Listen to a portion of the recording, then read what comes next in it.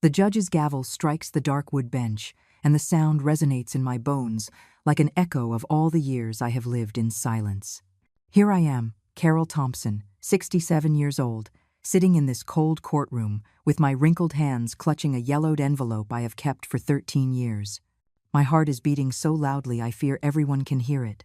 Across from me is my daughter, Victoria, with her elegant suit and her red-tied lawyer, pointing at me as if I were a criminal. Her eyes shine with a rage I don't understand, or maybe I understand it all too well. Beside her, Mr. Davis reviews some papers with the confidence of someone who believes he has the truth on his side. "Your Honor," Victoria says, her voice trembling but firm. "My mother has had my children for 13 years without my consent. This constitutes kidnapping. I never authorized her to take them." The words leave her mouth like sharp daggers. Kidnapping. That word pierces my chest and lodges somewhere deep where I keep all my motherly pains. I look back and see my 3 grandchildren, Ethan, 20 years old, Emily, 18, and Anna, 16, sitting in the 3rd row. Their faces are pale, confused, as if they are watching a movie they don't understand. Judge Miller, a man with gray hair and a tired gaze, observes me over his glasses. "Mrs. Thompson, what do you have to say to these accusations?" My fingers tighten on the envelope. Inside is the proof of a truth I have guarded for years, protecting it like one protects a treasure or a wound that cannot heal. "Your Honor," I say in a hoarse voice, "I didn't kidnap anyone. I simply raised the children my daughter abandoned on my doorstep." "That's a lie," Victoria shouts, jumping to her feet. "I never abandoned them. I had mental health problems. I needed temporary help." The lawyer calms her with a gesture of his hand. "Your Honor, my client was hospitalized for severe postpartum depression. She needed urgent medical treatment. Mrs. Thompson took advantage of that vulnerability to keep the minors and distance them from their biological mother." I feel the courtroom fill with murmurs. Some people in the audience nod as if they have already decided who the victim is in this story. But I know the truth. I have lived it day after day for 13 years of early mornings. Fevers, homework, and hugs when they cried, asking for their mom. "Mrs. Thompson," the judge says in a softer tone, "I understand that caring for your grandchildren must have been difficult, but if the biological mother is requesting custody—" "With all due respect, Your Honor," I interrupt, and my voice comes out firmer than I expected, "there are things this court needs to know before making any decision." I lift the yellow envelope and hold it high. It's a simple gesture, but I see Victoria's eyes widen with something that looks like fear. "I have documents here that will completely change this conversation." The judge leans forward. "What kind of documents?" "Proof of what really happened 13 years ago. Proof of why my daughter is here today, and it is not out of maternal love." My voice trembles slightly, but not from fear, but from an emotion I don't know how to name. Victoria turns pale. "Mom, don't do this. Please." "Do what, dear? Tell the truth?" Mr. Davis clears his throat. "Your Honor, Mrs. Thompson is trying to divert attention from the main issue. Past documents do not change the fact that my client has legal rights to her children." "On the contrary," I say, looking directly into my daughter's eyes. "These documents explain exactly why we are here today. They explain why after 13 years of absolute silence, of not sending a single dollar for her children's expenses, of not even calling on Christmas, my daughter suddenly appears with a lawyer. The silence in the room is heavy, like the air before a storm. I can hear my own heartbeat, the rustle of papers the lawyer nervously shifts, the shallow breathing of my grandchildren behind me. The judge looks at me intently. "Mrs. Thompson, are you suggesting there are ulterior motives in this lawsuit?" "I'm not suggesting anything, Your Honor. I'm stating that there are." My eyes meet Victoria's, and I see in them the same expression she had as a child when I caught her in some mischief. "And they are all documented right here." "Mom," Victoria whispers, "please, think about what you're doing." "I've had 13 years to think," I respond. 13 years of sleepless nights when Ethan had a fever. 13 years of parent-teacher conferences where I was the only family present. 13 years of waiting for a call from you that never came.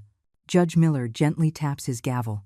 "Mrs. Thompson, are you willing to submit those documents as evidence in this case?"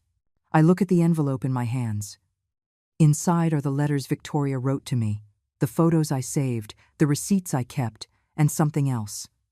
Something not even my grandchildren know I have. Something that will change everything. Yes, Your Honor, I'm ready. The judge nods and pauses to check his calendar. Very well, Mrs. Thompson. But before we examine those documents, I would like to hear your full version of events.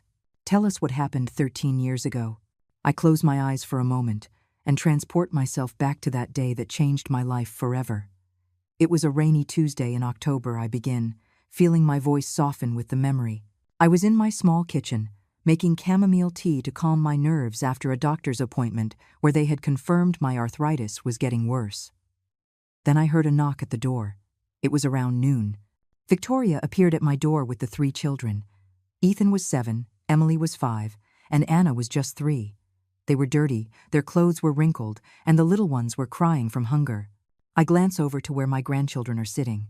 Ethan gives me a sad smile, as if he remembers fragments of that day.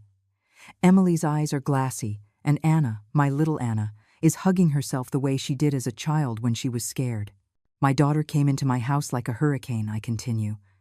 She was carrying a plastic bag with some of the children's clothes, all jumbled, nothing clean.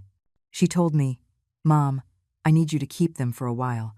It will only be a few weeks until I sort out my problems." Victoria looks down. Her lawyer whispers something in her ear, but she doesn't respond. I know she remembers that day as clearly as I do. I asked her what problems, if she needed financial help, if something had happened with the children's father, but she just kept repeating that she would be back soon. She gave each of them a quick kiss and left. The children ran to the window shouting, "Mommy, Mommy," but she had already gotten into a taxi and was gone. The silence in the courtroom is absolute. I can feel people's breathing has become slower, deeper, as if they are holding something in. That night, Ethan asked me when his mom was coming back. I told him soon. Anna cried because she wanted her teddy bear that was left at Victoria's house. Emily, my sweet Emily, helped me make dinner with her little hands, as if she understood that it was now my responsibility to keep everyone together. My voice breaks a little, and I take a sip of water from the glass the bailiff offers me. Days passed, then weeks. I didn't know where Victoria lived because she had moved. I had no phone number to reach her. The children asked for her every day. Ethan started wetting the bed at night. Emily stopped talking for almost a month. And Anna, my little Anna, developed a cough that wouldn't go away. I see Victoria shifting uncomfortably in her chair. Her hands tremble slightly as she fiddles with a ring on her finger. I decided to enroll them in the school near my house. I needed their documents, their birth certificates. I went to Victoria's old address, and the neighbors told me she had left the apartment without paying 3 months' rent. The landlady gave me a box with things my daughter had left behind, including some of the children's papers. Judge Miller takes some notes. "Did you try to report the situation to the authorities?" "Your Honor, I thought it was temporary.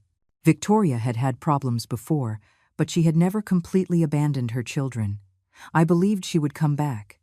Besides, what was I going to say? That my daughter had left her children with me and wasn't returning? At that moment, there was no crime. It was a mother who had left her children with their grandmother. I pause and look directly at Victoria. But months passed, then years. Ethan turned 8 and asked if he could invite his mom to his party. I told him we would try to find her. Emily started 1st grade, and when the teacher asked about her parents, she pointed at me and said, "This is my mom, Carol." Tears threatened to spill, but I hold them back. This is not the time to cry. It's the time to remember. The expenses multiplied. My pension was barely enough for me, and suddenly I had to feed, clothe, and educate 3 children. I sold some jewelry I had saved. I took a job cleaning houses on the weekends. A neighbor, Mrs. Peterson, helped me by watching the little ones when I went to work. The judge looks up upon hearing the last name. "Peterson? Any relation to me?" "She is your sister, Your Honor," I reply, "and she can testify about everything we went through in those first years." Victoria and her lawyer exchange worried glances. They did not expect this. When Anna turned 5, we had a crisis. She got pneumonia, and we had to hospitalize her. The doctors asked for health insurance, parental authorization, documents I didn't have. That's when I decided to go through the legal process to get temporary guardianship of the children. My voice becomes firmer. I hired a lawyer with the few savings I had left. It cost me $800 that I didn't have, but it was necessary. The lawyer tried to locate Victoria to notify her about the guardianship process. We published notices in the newspaper, as required by law. No one responded. "And did you obtain legal guardianship?" the judge asks. "Yes, Your Honor. 10 years ago, this very court granted me legal guardianship of my 3 grandchildren. I have all the documents. For 3 years, the law required that we continue searching for the biological mother. She never appeared, never called, never sent a single dollar." Victoria stands up abruptly. "I was sick. I had depression. I couldn't take care of them in that state."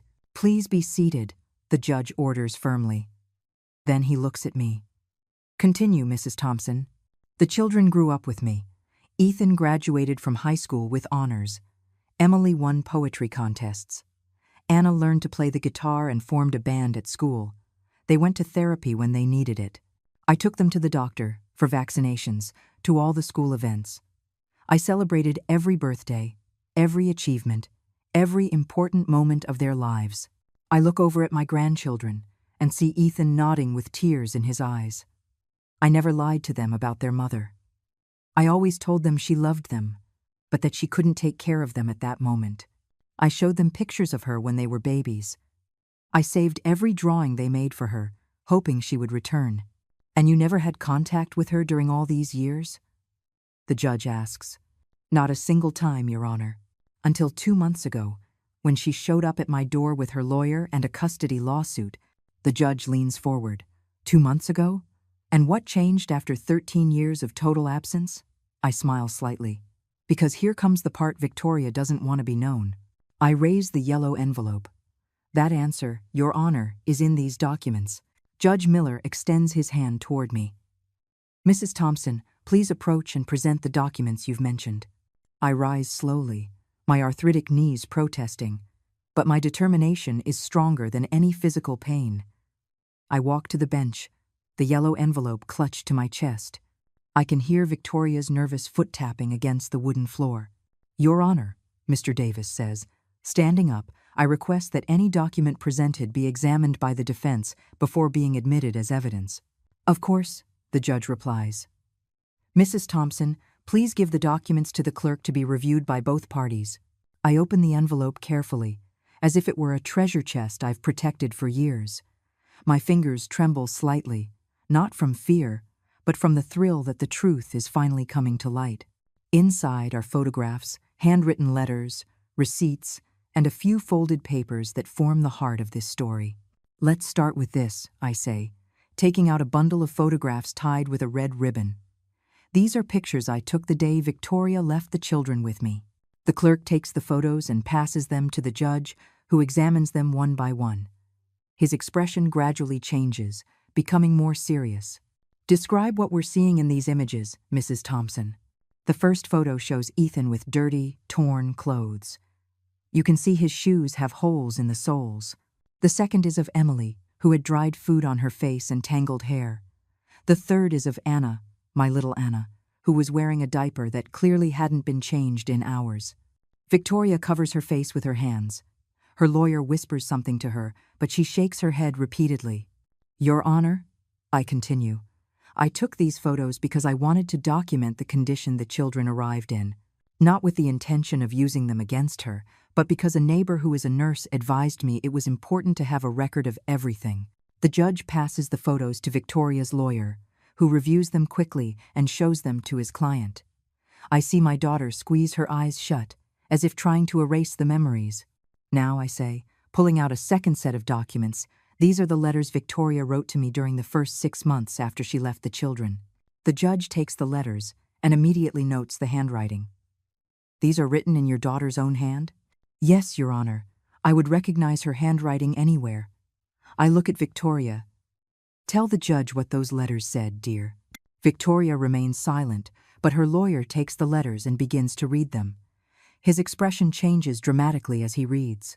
"Your Honor," I say in a clear voice, "in the first letter, dated 3 weeks after she left the children, Victoria wrote to me that she had met a man named Jason and was moving to another city with him. She asked me to watch the children a little longer because her new partner didn't want immediate family responsibilities. The silence in the room is so profound you could hear a pin drop. All eyes are fixed on Victoria, who has begun to cry silently. In the second letter, I continue. She informed me she was pregnant by Jason and couldn't come back for the children because he had threatened to leave her if she brought baggage from the past into their new life. Pregnant? The judge asks with surprise. Yes, Your Honor. My daughter had another child with Jason, a boy who is now 12 years old and lives with them. A son she was able to raise because it was convenient for her new relationship. Ethan, Emily, and Anna exchange shocked looks from their seats.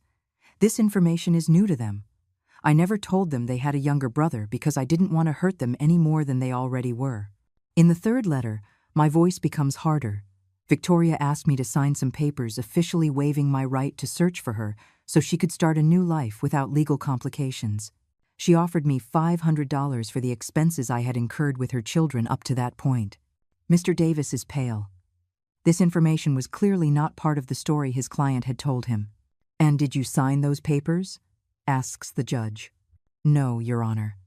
I wrote back telling her I didn't want her money, but if she really wanted to disappear from our lives, she should do it completely. I told her not to contact us again until she was truly ready to be a mother." I pull another document from the envelope. This is her reply to my letter, the last communication we had in 13 years. The judge reads the document, and his expression hardens noticeably. "Mrs. Thompson, could you please read what this letter says out loud?" I take the paper with trembling hands, but my voice comes out firm and clear. "Mom, okay. I won't bother you again. Take good care of the children, because I have my own family now. If anyone ever asks, tell them their mom had to go far away for work. I don't want them to suffer anymore. Love, Victoria."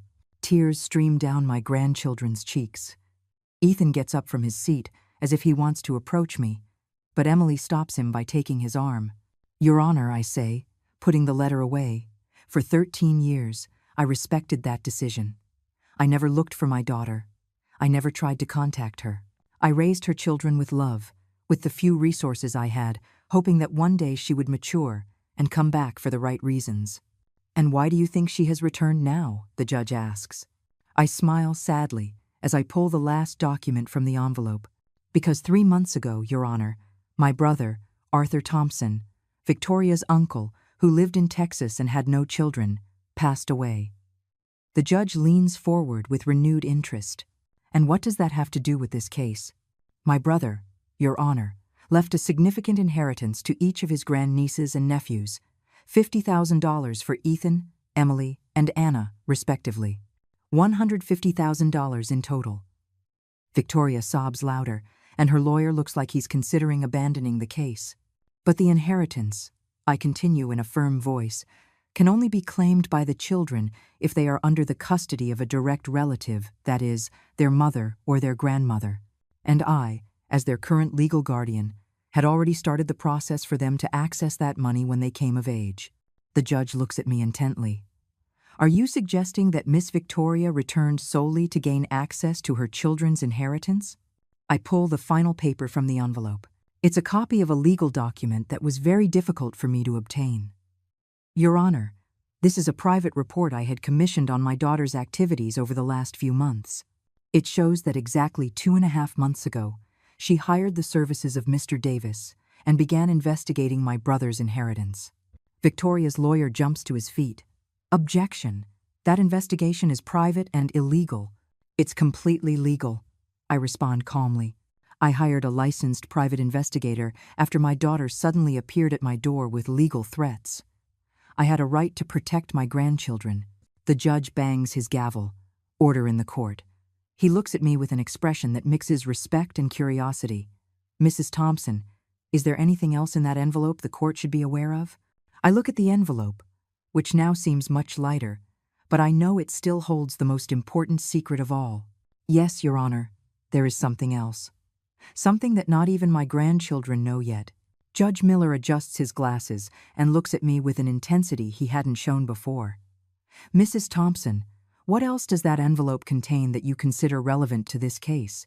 My fingers search for the last document hidden at the bottom of the yellow envelope.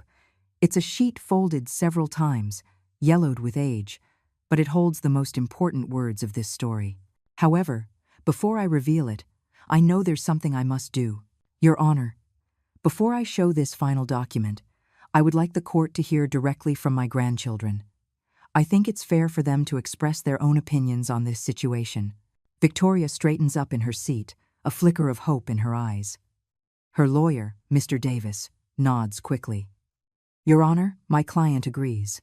The minors have a right to express their preferences. The judge considers the request. Very well. Ethan Thompson, please approach the stand. My eldest grandson rises slowly. At 20 years old, Ethan is a tall, slender young man with his grandfather's intelligent eyes and the sensitivity he inherited from our family. He walks to the stand with measured steps, as if each movement requires a conscious decision. Ethan, the judge says in a gentle voice, I understand this situation must be very difficult for you. I want you to know you can speak freely. Do you remember your biological mother? Ethan swallows hard and glances briefly at Victoria before answering. Yes, Your Honor. I have some vague memories. I remember a lot of confusion at home.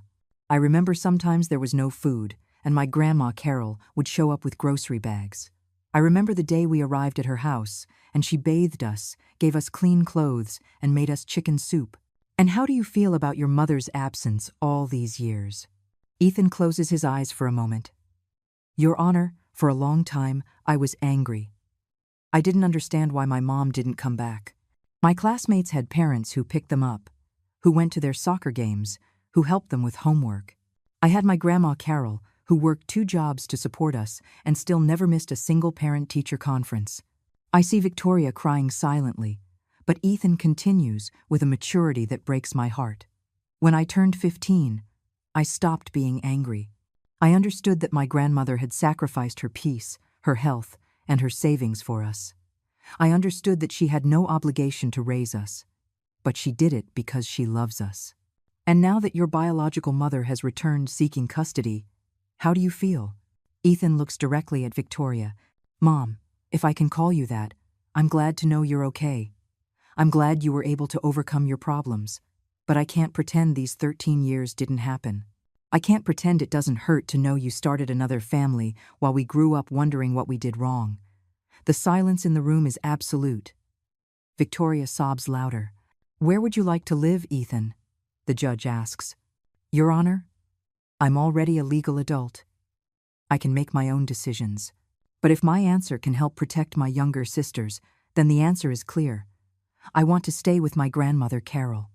She is the one who raised us, who loves us unconditionally, who never abandoned us. Ethan returns to his seat, and the judge calls for Emily. My 18-year-old granddaughter walks to the stand with the grace that has always characterized her, but I can see the tension in her shoulders. Emily, you are also a legal adult. What is your perspective on this situation?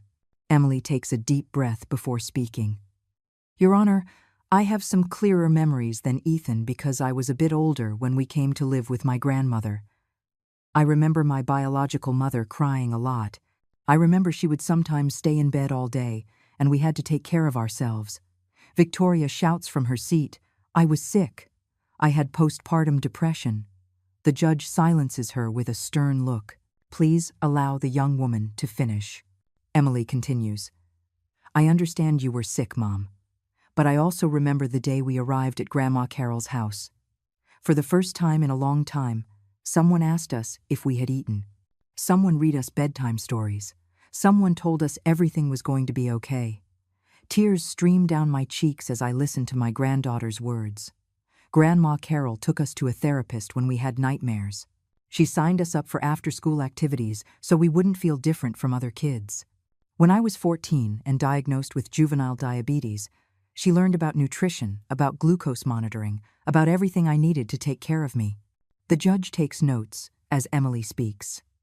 And regarding staying with your biological mother or your grandmother, Your Honor, my biological mother is a stranger to me. I know she shares my blood, but my grandmother Carol shared my childhood, my adolescence, my fears, and my dreams. The choice is easy. Finally, the judge calls for Anna. My youngest granddaughter, at 16, approaches the stand with the determination that has always defined her. She is the one who looks most like me physically, but she has a rebellious spirit that reminds me of Victoria when she was young. Anna, you are a minor, but your opinion is very important to the court. What do you remember about your life before you came to live with your grandmother? Anna looks at Victoria with an expression I can't quite decipher. Your Honor, I was very little, but I remember things. I remember being hungry. I remember crying and no one coming. I remember the smell of the house where we lived, a smell of sadness and neglect. Victoria doubles over, as if her youngest daughter's words are physical blows. But I also remember, Anna continues, the first day at Grandma Carol's house. I remember she gave me a warm bath and put me in clean pajamas that smelled like her fabric softener. I remember she made me warm milk with honey before bed and sang me a lullaby. Would you like to get to know your biological mother better? The judge asks. Anna thinks for a moment. Your Honor, I won't lie. I'm curious to know the woman who gave me life, but I'm also scared. Scared she'll leave again. Scared her promises are like the ones she made 13 years ago. And where do you feel safest? With my Grandma Carol, Your Honor. She has never failed me. She has never lied to me. When I asked her why my mom left, she didn't make up pretty stories. She told me the truth that sometimes adults make difficult decisions and that she loved me enough to stay. Anna returns to her seat, and the judge addresses me again. Mrs. Thompson, your grandchildren have been very clear in their preferences. Is there anything else the court should know before making a decision? I look at the yellow envelope in my hands and then at my 3 grandchildren. They have been brave in speaking their truth. Now it's my turn to be brave with mine. Yes, Your Honor. There is something else. Something that will completely change the perspective of this case. I pull out the last document from the envelope. It's a sheet of paper that has been folded and unfolded so many times that the creases are permanent. This is a document I found 2 years ago among the things Victoria abandoned in her apartment. A document she wrote and signed herself. Victoria turns as pale as a ghost. Her lawyer leans toward her, but my daughter shakes her head repeatedly. What kind of document, Mrs. Thompson? A voluntary renunciation of parental rights, Your Honor, written in my daughter's own hand, signed and dated 3 days after she left the children with me. Judge Miller stands up abruptly, his expression transforming from professional curiosity to absolute shock. A voluntary renunciation of parental rights, Mrs. Thompson? Are you sure of what you're saying? Completely sure, Your Honor. I extend the document towards the court clerk. This paper was among the things Victoria abandoned in her apartment. The landlady gave it to me, along with photographs and other personal documents my daughter left behind. Victoria sways in her seat as if she's about to faint. Her lawyer, Mr. Davis, takes the document with trembling hands, and his face loses all color as he reads. This can't be real, he mutters. Read it aloud, please, the judge orders. The lawyer clears his throat and begins to read in a shaky voice. I, Victoria Thompson, being 26 years of age, do hereby voluntarily relinquish all my rights as the mother of Ethan Thompson, age 7, Emily Thompson, age 5, and Anna Thompson, age 3. I acknowledge that I do not have the emotional, financial, or psychological capacity to raise them properly. The silence in the room is so deep that you can hear the sharp, ragged breaths of everyone present. My grandchildren look at each other with expressions of confusion and pain. Continue, the judge says in a grave voice. I fully authorize my mother, Carol Thompson, to make all legal, medical, and educational decisions related to my children. I renounce any right to visit them, contact them, or reclaim them in the future. This decision is final and irrevocable. Signed, Victoria Thompson. Date, October 15th, 2011. Victoria breaks into hysterical sobs. I was out of my mind. I didn't know what I was writing. I was mentally ill. The judge bangs his gavel repeatedly. Order. Mrs. Thompson, do you have any witnesses that this document was written voluntarily by your daughter? Yes, Your Honor. The landlady of the building where Victoria lived, a Mrs. Pauline Davis, can testify that my daughter asked her for paper and a pen to write an important letter 3 days after she had left the children. She can also confirm that Victoria was lucid and coherent during those days. Mr. Davis whispers urgently to his client, but Victoria continues to sob uncontrollably. Furthermore, I continue, there is something else the court should know. Something I discovered only 2 weeks ago that explains why my daughter returned at this exact moment. All eyes are fixed on me. I can feel the tension in the room intensifying. Your Honor, I hired the private investigator not only to learn about my daughter's recent movements, but also to fully understand her current situation. What we discovered is revealing. I take a small folder from my purse. Victoria and her partner Jason are facing a severe financial crisis. 6 months ago, Jason lost his job. 4 months ago, they received an eviction notice from their house. 3 months ago, exactly when they found out about my brother's inheritance, they began the proceedings to gain custody of my grandchildren. Victoria raises her head, her eyes red from crying. Mom, please. Let me finish, dear. My voice is firm, but not cruel. The investigator also discovered that you and Jason have been living on loans and credit cards. You owe more than $30,000 in accumulated debt. The judge reviews the documents I've provided. And you believe that their grandchildren's inheritance is the solution they are seeking for their financial problems? I don't believe it, Your Honor. I know it. I look directly at Victoria, because a week ago, my daughter called me on the phone for the first time in 13 years. The surprise in the courtroom is palpable. Even my grandchildren look at me in astonishment because I hadn't told them about this call. And what did she say in that call?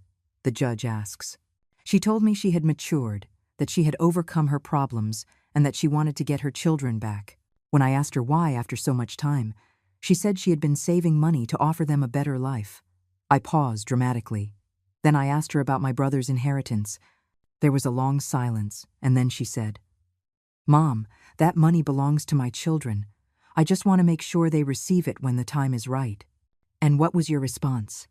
I told her that her children already had access to that inheritance through me, their legal guardian, that the money was safe in a trust fund until each of them turned 21. It was then that her tone changed completely. Victoria covers her face with her hands, knowing what's coming. She told me that as the biological mother, she had more right to manage that inheritance than I did. She told me she had consulted with a lawyer and could legally fight for custody. She threatened me, Your Honor. The judge leans forward. How did she threaten you? She told me that if I didn't voluntarily transfer custody and control of the inheritance, she would accuse me of kidnapping. She said she had witnesses who could testify that I had intentionally kept the children from her. She said a judge would always favor a biological mother over a grandmother. Ethan stands up abruptly from his seat. Grandma, why didn't you tell us she threatened you? Because I didn't want you to worry more than necessary, I answer softly. And because I knew the truth would come out at the right time. The judge bangs his gavel. Young man, please take your seat. Then he looks at me. Mrs. Thompson, do you have that phone conversation recorded? No, Your Honor, but I have something better. I smile slightly. After that call, my daughter sent me several text messages where she repeated her threats. Messages that are saved on my phone and which I have printed for the court. I pull out the printouts of the messages and hand them to the clerk. The judge reads them in silence, his expression growing more severe with each message. You may read some of these messages for the court, the judge requests. I take the printouts and read in a clear voice. Message from July 18th. Mom, think it over. I'm the biological mother, and any judge will side with me. Don't make this harder than it has to be. I continue. Message from July 20th. I've been talking to my lawyer. He says what you did could be considered kidnapping. You could go to jail. And the last message, my voice becomes firmer, from July 22nd. Mom, if you give me custody voluntarily, we can reach an agreement on the inheritance. 50-50. You keep half for having taken care of them. I keep half because I'm their mother. But if you force me to go to trial, I'll take everything. The judge places the documents on his desk and looks directly at Victoria. Miss Thompson, do you confirm that you sent these messages? Victoria sobs without being able to articulate a word. Her lawyer looks completely defeated. Your Honor, I say in a soft voice, I want to be clear that I am not seeking revenge against my daughter. I understand she went through difficult times when she was young. I understand that early motherhood and mental health issues can lead to desperate decisions. I look at Victoria with sadness, but also with determination. But what I cannot accept is that after 13 years of total absence, after having renounced her rights as a mother in writing, after having formed a new family and completely forgetting about these children, she now returns only because there is money involved. What are you requesting from the court? Asks the judge. That my permanent legal guardianship over my minor grandchildren be confirmed, that my daughter's custody lawsuit be completely dismissed, and that a restraining order be established to prevent Victoria from approaching the children unless they, when they are of legal age, voluntarily decide to have contact with her. Victoria shouts from her seat, "You can't take my children away from me forever." I turn to her with an expression that mixes pain and firmness.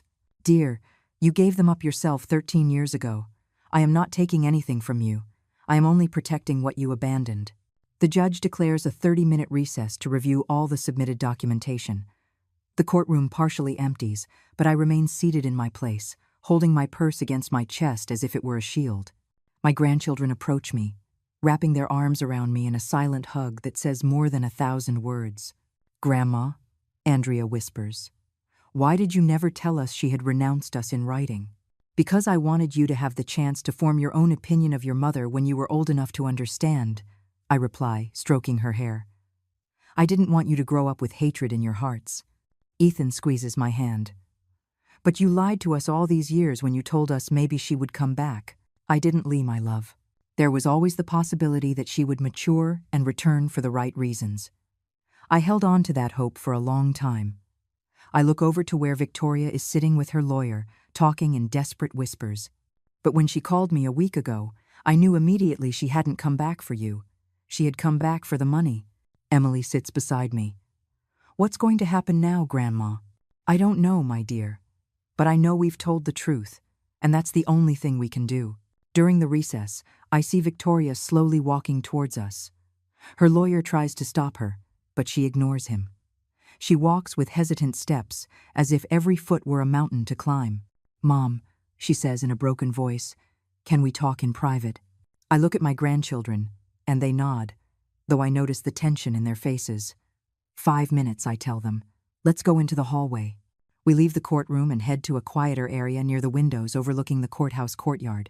Victoria looks small and fragile in the natural light, very different from the confident woman who walked in with her lawyer a few hours ago. "Mom, please don't do this," she begins, her voice trembling like it did when she was a child and had done something wrong. "I know I made terrible mistakes, but I've changed. I've really changed." "Have you changed, Victoria? Or do you just need money?" My question is direct, but not cruel. After so many years, I've earned the right to brutal honesty. She looks down. "Both are true. Yes, I need the money, but I've missed my children all these years." "You've missed them?" My voice rises slightly. "Victoria, you had 13 years to miss them, 13 years to call, to write, to send a postcard on Christmas. 13 years to ask how they were, if they needed anything, if they remembered you." "I was scared," she whispers. "I was scared they would hate me for abandoning them. So why now? Why, after 13 years of fear, do you suddenly have the courage to fight for them in court?" Victoria leans against the window, as if needing the physical support to continue the conversation. "Because Jason told me that if I didn't try to get my kids and their inheritance back, he would leave me. He said he couldn't stay with a woman who had just given away $150,000. The brutal honesty of her confession takes me by surprise. For a moment, I see the scared little girl she once was, trapped between impossible choices. "So you haven't changed at all," I say with deep sadness. 13 years ago, you made a decision based on what a man demanded of you. Today, you are here for the same reason. It's not that simple." Her voice rises, but she immediately looks around to make sure no one is listening. "Mom, you don't understand the pressure I've lived under. Jason has supported me all these years. Without him, I have nothing. I have no job, no house of my own, no savings. And what about your other son? The son you were able to raise because it was convenient for your relationship? Victoria staggers as if I had slapped her. Pablo is different. He was born into my marriage with Jason. He was part of our plans. Ethan, Emily, and Anna were your children too, Victoria. They also deserved unconditional love. But I couldn't give them that. She explodes, tears streaming down her face. I was a kid when I had them. I didn't know how to be a mother. Every time Ethan cried, I cried too. Every time Emily had nightmares, I had panic attacks. I couldn't handle them. For the first time in this conversation, I feel a pang of compassion for my daughter. So why didn't you ask me for help then?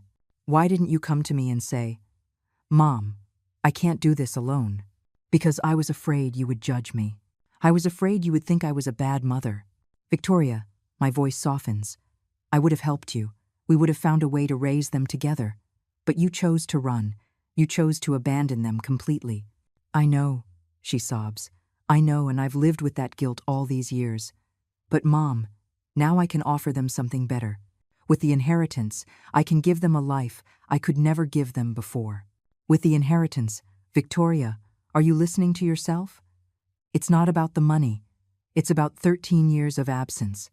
It's about you writing a renunciation of parental rights. It's about you starting another family and completely forgetting about them. Victoria straightens up, and for a moment, I see a flash of the determination that characterized her when she was young. Mom, legally, I am still their biological mother. That paper I wrote wasn't notarized. It wasn't filed with a judge. Technically, it doesn't have full legal validity. And there it is. The real Victoria emerges again, calculating and manipulative.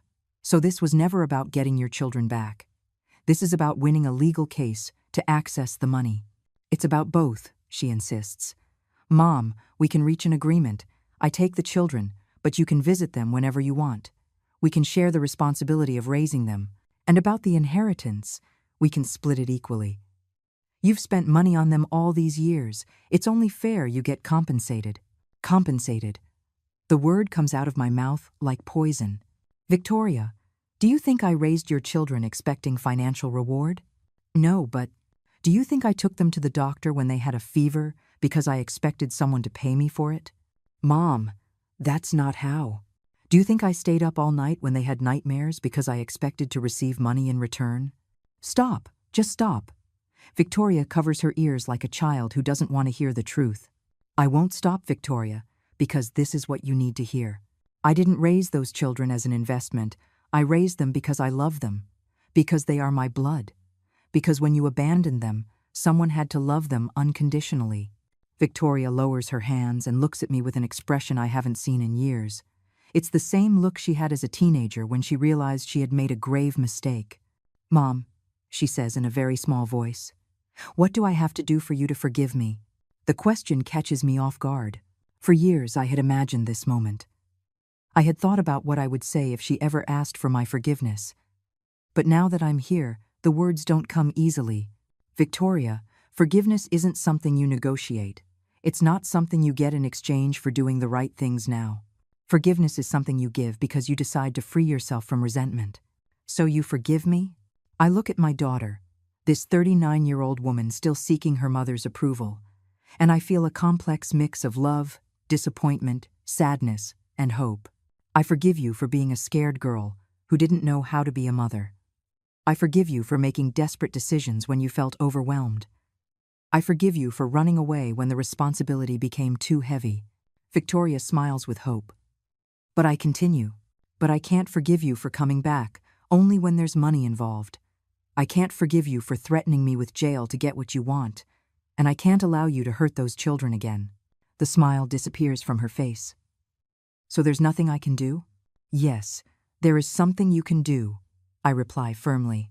You can go back to your life, work on your personal problems, and when you've truly matured and changed, when you can offer genuine love without expecting anything in return, then maybe your children will decide for themselves if they want to know you.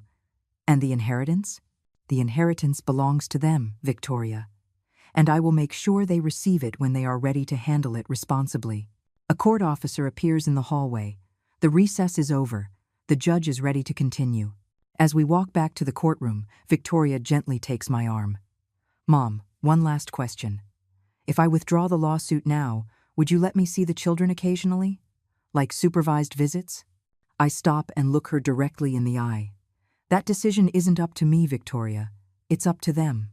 If they want to meet you, I will respect their decision. But I will not pressure them to do so. We enter the courtroom where the judge is waiting, and I know that the next few minutes will determine the future of my family. Judge Miller takes his place on the bench, and the room once again fills with a palpable tension. Victoria and her lawyer, Mr. Davis, return to their table, but I can see that something has changed in her posture. She's more stooped, smaller, as if our conversation in the hallway has drained all her fighting energy. Ladies and gentlemen, the judge begins in a solemn voice.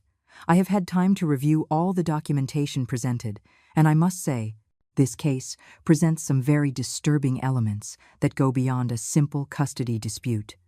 He looks directly at Victoria. Miss Thompson, after examining the renunciation of parental rights written in your own hand, the text messages where you threaten your mother, and the documented history of abandonment for 13 years, I have some very serious questions for you. Do you confirm that you voluntarily wrote the renunciation of parental rights dated October 15th, 2011? Your Honor, Mr. Davis intervenes. My client was going through a severe mental health crisis at that time. She cannot be held responsible for decisions made under those circumstances. Mr. Davis, the judge responds sternly, I have reviewed the medical reports you submitted as evidence of your client's depression.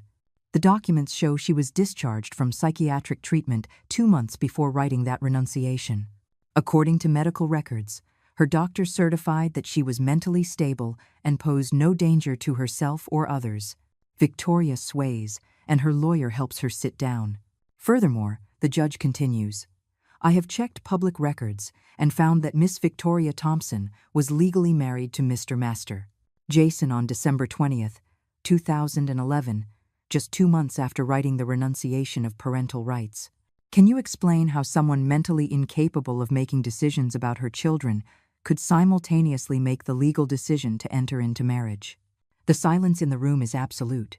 I can hear my own heart beating as I wait for my daughter's response. Your Honor, Victoria says in a broken voice, I just wanted to start over. I thought it would be better for everyone. Better for everyone, or better for you? The judge's question is direct and cutting. Victoria breaks down in tears and cannot answer. The judge continues, Miss Thompson, I have also reviewed the school records of your son Pablo, born in 2012. The documents show that you have been a present and active mother in his education.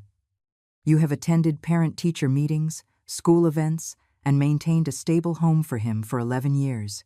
This demonstrates that you did have the capacity to be a mother, but you chose to exercise that capacity only with the child who was convenient for you. Every word from the judge falls like a hammer on the coffin of Victoria's hopes. I watch as she slumps in her chair, completely defeated. But most concerning of all, the judge says, holding up the printed text messages, are these explicit threats you made to your mother. Threatening with false accusations of kidnapping is not only morally reprehensible, but it constitutes extortion, a serious crime. Mr. Davis desperately stands up. Your Honor, I request a recess to consult with my client about the possibility of withdrawing the lawsuit. Mr. Davis, the judge responds firmly. In light of the evidence presented, especially the threats of extortion, I have a legal obligation to refer this case to the district attorney's office to evaluate whether criminal charges should be filed against your client. Victoria screams from her seat. No, please, I just wanted my children back. Miss Thompson, the judge says in a severe voice, you didn't want your children back. You wanted the inheritance money. The evidence is overwhelmingly clear on that point. He turns to me. Mrs. Carol Thompson, do you wish to press charges for extortion against your daughter? The question catches me off guard. For weeks, I had imagined this moment, but I never thought I would have to decide whether to send my own daughter to jail. I look at Victoria, who is watching me with pleading eyes. Then I look at my grandchildren, who are waiting for my answer with tense expressions. Finally, I look into my heart and find an answer that surprises even me. Your Honor, I do not wish to press criminal charges against my daughter. Victoria sighs with relief, but I continue. However, I do request a restraining order that prohibits her from contacting my grandchildren or me for a minimum period of 5 years, unless it is through a legal representative and with the prior approval of this court. The judge nods.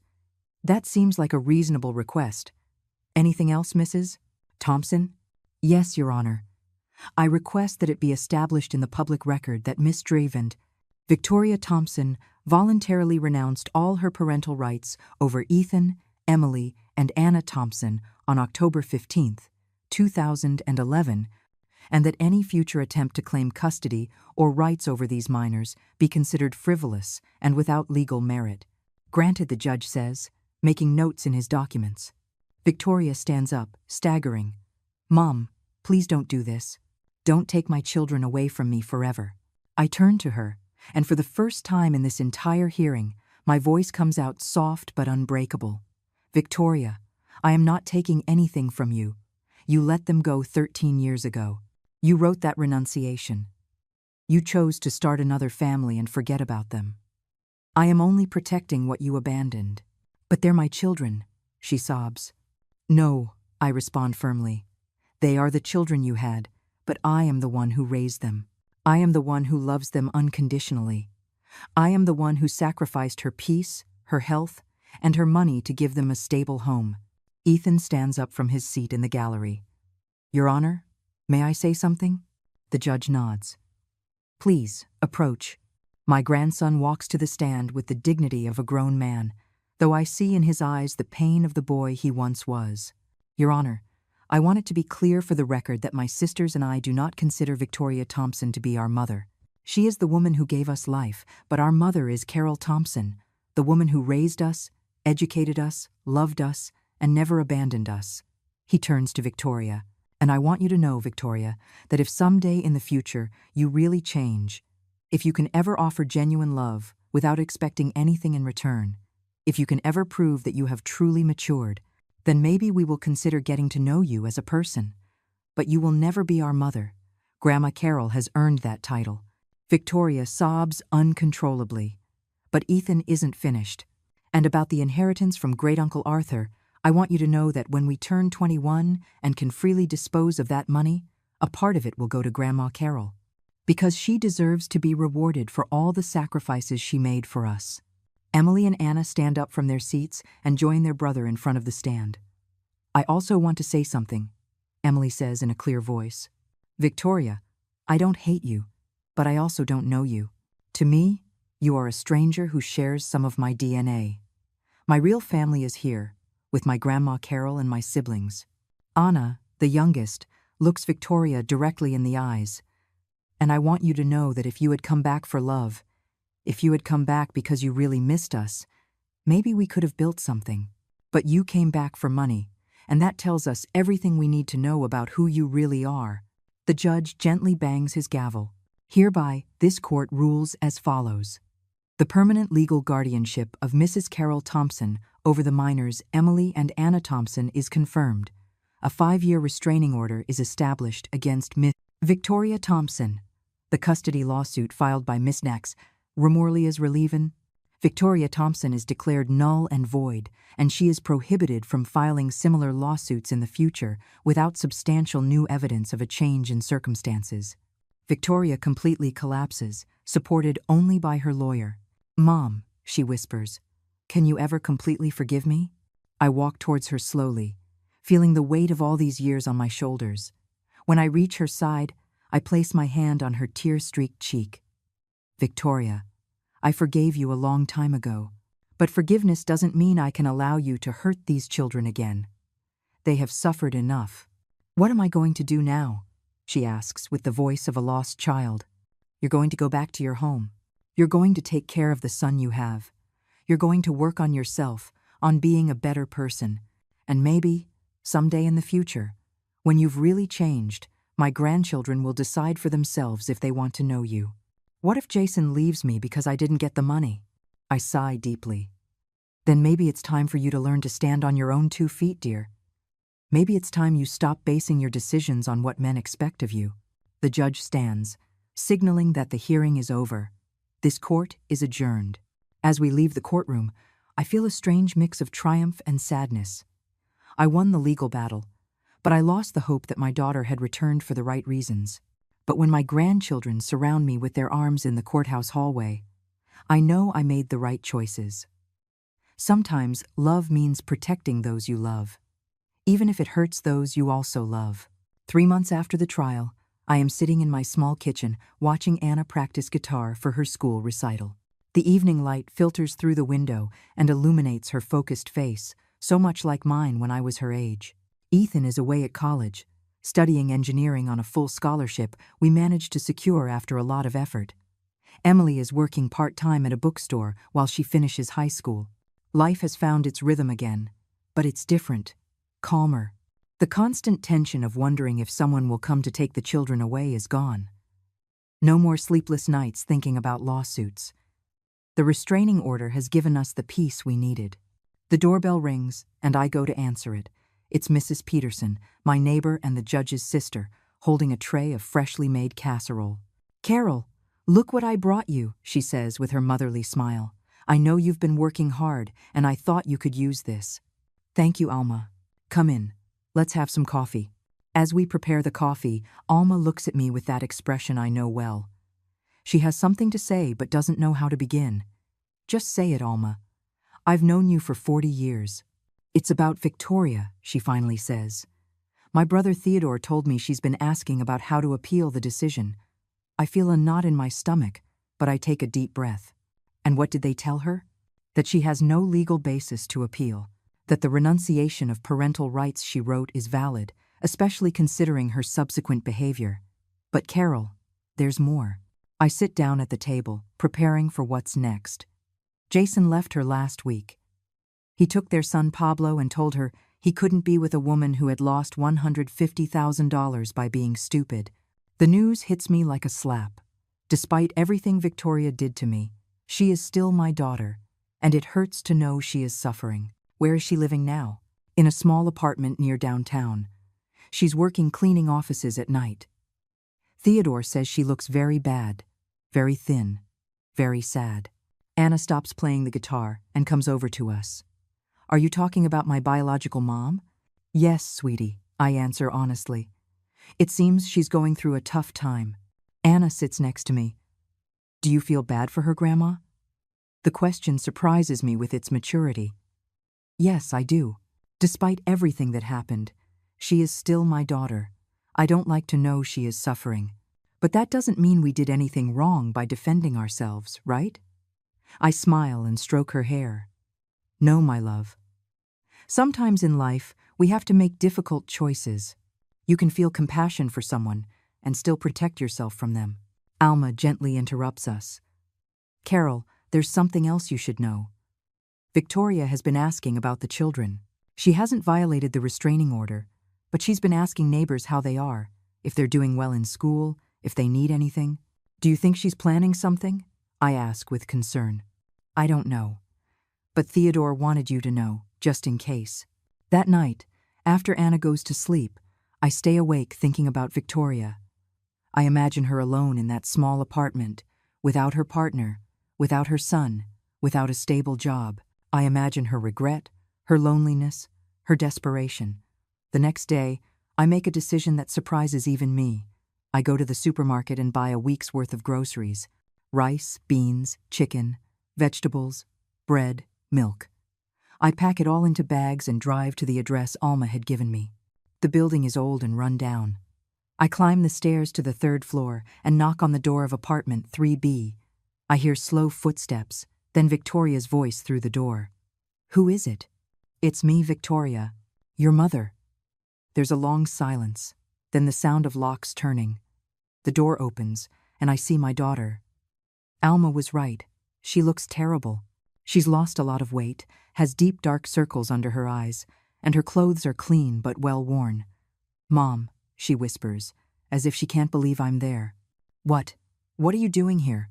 "I brought you some things," I say, lifting the bags. "Can I come in?" She steps aside, and I enter the apartment. It's small but clean. An old sofa, a kitchen table with 2 chairs, a small television. On the table is a stack of unpaid bills. "Why?" she asks, as I put the bags on the kitchen counter. "Because you're my daughter," I reply simply. "Because despite everything that happened, I can't watch you go hungry." Victoria collapses onto the sofa and bursts into tears. "Mom, I lost everything. Jason took Pablo. He told me I was a loser, that I had a chance to get easy money and I ruined it by being sentimental." I sit beside her. "And what did you say to him?" "Nothing. I said nothing because I knew he was right. I am a loser. I lost my first children. I lost the inheritance. I lost Pablo. I lost my home." "Victoria," I say in a soft but firm voice, "you didn't lose your first children. You abandoned them. There's a difference." She looks at me with swollen eyes. "You're always going to remind me of my mistakes. I'm not going to remind you of them, but I'm also not going to let you rewrite history. If you really want to change, you have to start by accepting the truth of what you did." "And what truth is that?" I stand up and walk to the window overlooking the street. "That you had 3 beautiful children, and you abandoned them because they weren't convenient for your new relationship. That you started another family and completely forgot about them for 13 years. That you came back only when there was money involved." "I know all that," she explodes. "I live with that guilt every day." I turn to face her. "Guilt is useless, Victoria. Guilt is self-pity in disguise. What's useful is genuine remorse and a real desire to change." "And how do you know if my remorse is genuine?" "Because if it were genuine, you wouldn't have come back demanding custody. You would have come back asking for forgiveness. You would have come back asking how you could help, not what you could get." Victoria is silent for a long time. Finally, she asks, "Is there any way I can ever meet my children again?" "Maybe," I reply, "but it would have to be on their terms, when they are ready, if they ever are. And in the meantime?" "In the meantime, work on yourself. Get psychological help. Find a stable job. Learn to live alone without depending on a man. Become the woman you would have wanted their mother to be." I head for the door. "The food will last you a week. After that, you'll have to manage on your own." "Will you come visit me again?" she asks in a small voice. "I don't know, Victoria. That depends on you. It depends on the decisions you make from now on." I leave the apartment feeling strange. I don't know if I did the right thing by coming here, but I know I couldn't let my daughter go hungry, no matter what she had done. When I get home, Ethan is in the kitchen studying. He looks up when I come in. "Grandma, where were you?" "I was looking for you." "I went to see your biological mother," I tell him honestly. His expression changes immediately. "Why?" "Because she's going hungry, and she's still my daughter." Ethan closes his books and looks at me seriously. "Grandma, I hope this doesn't mean you're going to let her back into our lives." "No, my love. It means I'm capable of feeling compassion without compromising our safety." He nods slowly. "Do you think she'll ever really change?" "I don't know," I answer honestly. "But if she does, it will be because she decided to change, not because we pressured her or rescued her." That night, as I get ready for bed, I think about the lessons this experience has taught us. Sometimes the truest love is the one that sets boundaries. Sometimes protecting those you love means saying no to those you also love. And sometimes, just sometimes, justice isn't about revenge. Justice is simply allowing the natural consequences of someone's choices to play out, while you choose love over resentment. A year after the trial, I'm sitting in my garden watching the tomatoes I planted in the spring grow. Ethan has graduated with honors from college and got a job at an engineering firm. Emily was accepted to the state university with a partial scholarship. Anna, now 17, leads her school's music band. The inheritance from their great-uncle Arthur remains untouched in their trust funds, waiting for each of them to turn 21. But most importantly, my grandchildren have flourished without the constant shadow of fear of abandonment. Mrs. Peterson arrives with news. "Carol, I have to tell you something about Victoria." "What happened now?" I ask, mentally preparing myself. "She enrolled in therapy. She's been going religiously for 6 months. Theodore told me she's paying for the sessions herself with her cleaning job. The news surprises me." "Really?" "And there's more. She got a daytime job as a receptionist at a medical clinic. She's not cleaning offices at night anymore. She looks better, more stable. Has she asked about the children? No.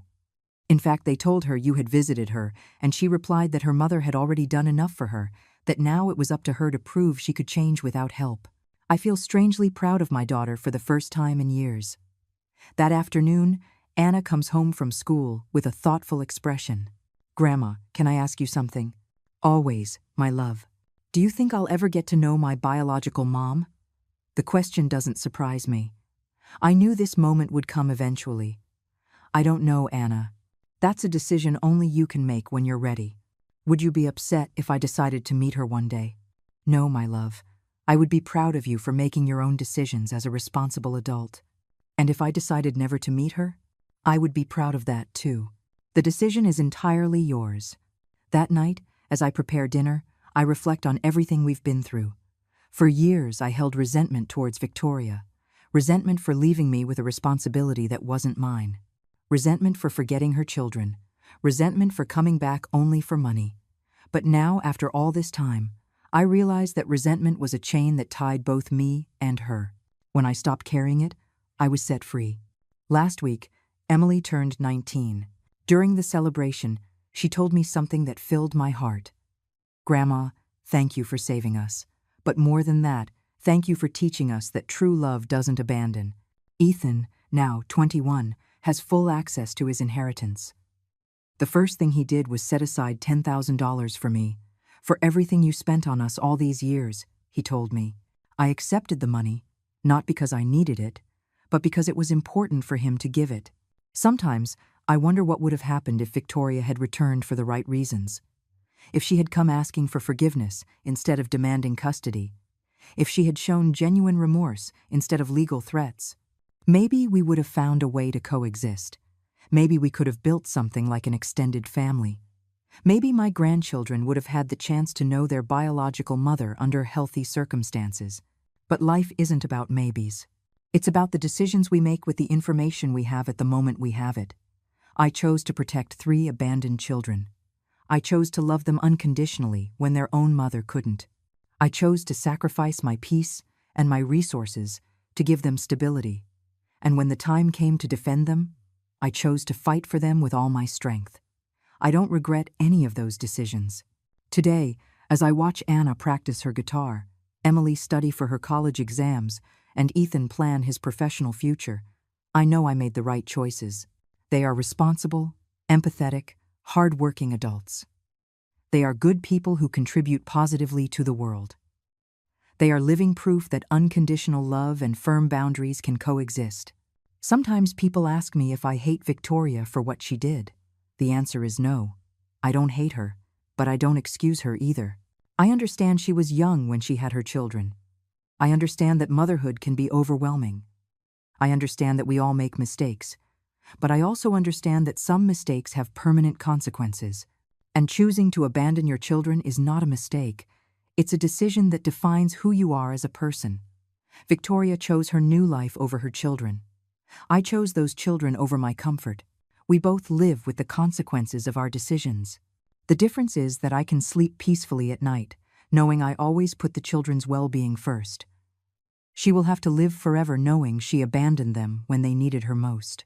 If there's a lesson in all of this, it's that justice doesn't always come in the form of punishment. Sometimes, justice is simply each person receiving exactly what their actions deserve.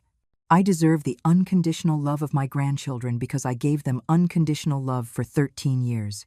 Victoria deserves the absence of that love because she chose to be absent for 13 years. It's not revenge, it's a natural consequence. And maybe, if she has truly changed, if she is really working on herself, one day my grandchildren will decide to give her a chance. But it will be their decision, on their terms, when they are ready.